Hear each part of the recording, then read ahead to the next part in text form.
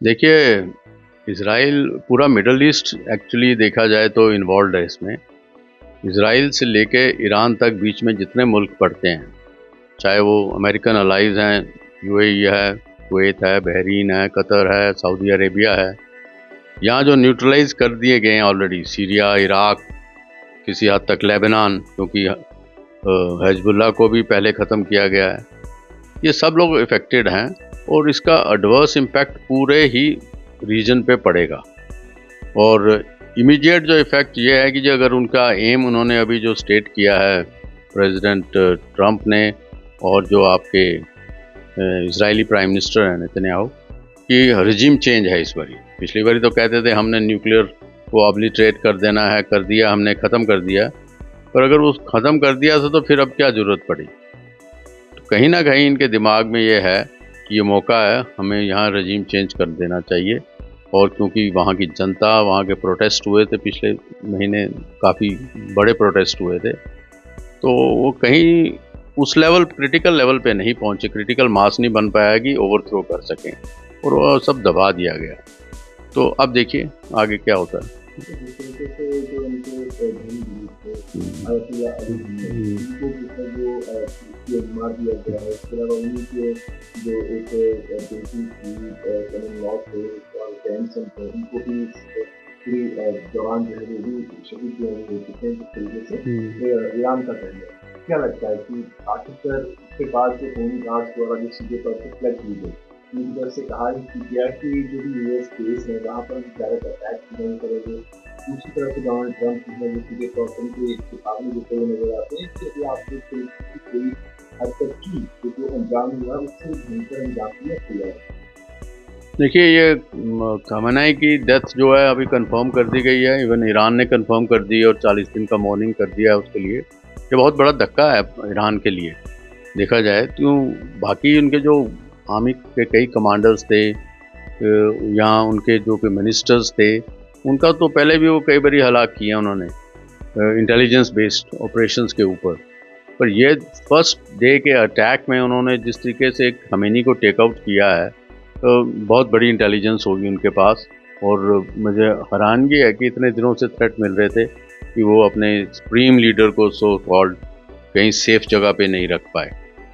इसके पीछे कई कुछ हो सकता है, but at the same time जो आपने क्वेश्चन पूछा, क्या इससे, जैसे डोनाल्ड ट्रंप ने बोला है कि हम विल एनहिलेट, मतलब ख़त्म ही कर देंगे ईरान को। देखो, ये रॉकेट्स, मिसाइल, बम्बों से ख़त्म नहीं होती कोई भी सिविलाइजेशन। आप रजीम भी चेंज करना है, यहाँ तो आपके पास अंदर बहुत मजबूत इंटेलिजेंस होनी चाहिए जो लोगों को खड़ा कर दे। यहाँ जैसे वेनेजुएला में उन्होंने टेक ओवर ही कर लिया एक तरीके से, ऐसा कुछ हो वो मुझे लगता नहीं, क्योंकि जैसे आपने बोला उनके रेवोल्यूशनरी गार्ड्स ये वो बहुत कट्टर हैं। और पर्शिया जो बहुत पुरानी सिविलाइजेशन है, इसको जीतने के लिए विदाउट फुट ऑन ग्राउंड या बूट्स ऑन ग्राउंड आप बहुत मुश्किल है। इंडिया का रोल यदि हम देखें, कुछ दिन पहले पीएम मोदी जी ने इजराइल विजिट किया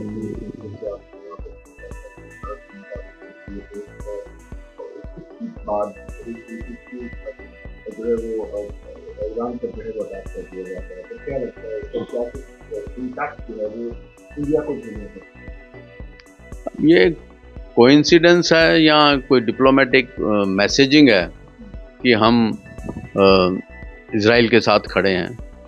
अगर एक एंगल से देखा जाए, ये सबको गुमान था कि कुछ ना कुछ होने वाला है, कि इतनी बड़ी मोबिलाइजेशन यूएसए ने कर रखी थी एंड डेली नेगोशिएशंस चल रहे थे, थ्रेट्स चल रहे थे, और ये इतना पुराना प्री प्लान्ड हमारा दौरा नहीं था।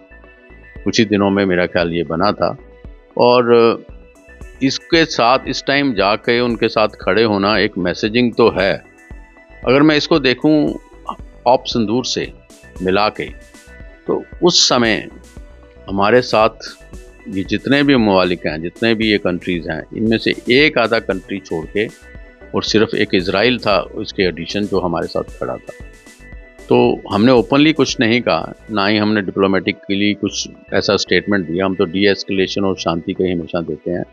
पर कहीं ना कहीं ये मैसेजिंग थी कि हम आपकी सपोर्ट करेंगे इज़राइल की। तो इससे एक बड़ा वो क्लियर हो जाता है कि USA, India and Israel and some of the countries in the Middle East जैसे सऊदी अरेबिया है, यूएई है, हम एक पेज पे हैं इस मामले में।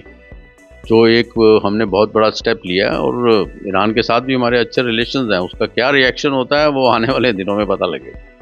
इसके अलावा सर जिस सबसे हटके जो है जिस तरीके से अफगानिस्तान और पाकिस्तान के बीच में जंग की शुरुआत हुई है, आए दिन जो है खबरें निकलकर सामने आ रही हैं, इसके पीछे की क्या वजह आप देखते हैं और क्या कुछ कंक्लूजन जो है वो निकलकर सामने आ रहे हैं?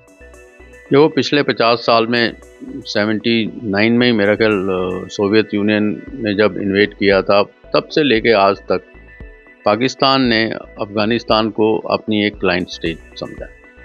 वो हमेशा बड़े आश्वस्त थे कि ये तो हमारे अंडर ही है, और उसके चक्कर में कई बारी पहले वारलॉर्ड्स होते थे, हिकमतयार, रब्बानी और ये सब लोग, फिर तालिबान आए पहली दौर पे, फिर दूसरे दौर में तालिबान आए, इन सब के पीछे पाकिस्तान था। और इस पूरे मामले में अफ़गानी जो है उन्होंने बहुत सफ़र किया। उनके रेफ्यूजीज़ पाकिस्तान में थे, उनके घर बार उजड़ गए, उनकी कई जनरेशन स्कूल वगैरह ही नहीं गई।